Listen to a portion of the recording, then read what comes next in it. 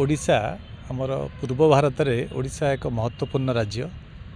यार खाद्यर जो संस्कृति जो परंपरा अच्छी बहुत प्राचीन। आमर मठ मंदिर मानकर संस्कृति को जदि आम अवलोकन करवा आम देखा जे आमर कालिया ठाकुर केते प्रकार भोग खाती। इंग्रेज मानक बेले से 345 प्रकार भोग ये लगुला। एबे ताकू 56 भोग सीमित करदेलानी। एमती बहुत लुप्तप्राय खाद्य अच्छी तार से खाद्यर प्रचार और प्रसार आवश्यकता अच्छी। आम जो हीनमान्यतार शिकार होशावासी जे विदेश में आमर ये खाइबा पातुनी बोली जो कथित अच्छी से कथा प्रकृत नुहे।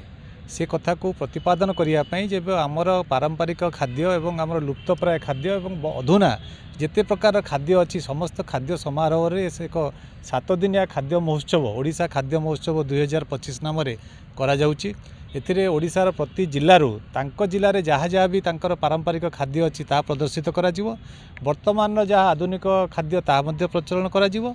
एवं जी जोटी बनाती जमती कि भुवनेश्वर कोरा खई है, कटकर दहीबरा है, बारिपदार मुढ़ी मांस है, एमती बहुत प्रकार खाद्य अच्छी।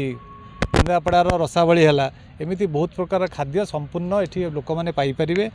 आमर कोरापुट लोक जानी ना मयूरभंज लोक कौन खाऊँ, मयूरभंज लोक जानी ना बलांगीर लोक कौन खाऊँ। तेणु ये एकमात्र जगार ओडिशार समस्त अंचल खाद्य गोटे जगार समाहित हम।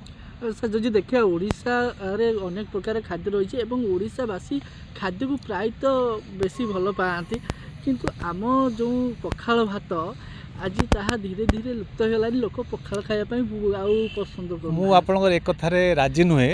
एकदा पखाल लुप्त थिला। वर्तमान 5 स्टार होटेल प्रथम खाद्य होची पखाल खाद्य। शीत सीजन में भी पखाल खाद्यर ब्रांडिंग होची, पखाल खाद्यर पोस्टर मरा होची।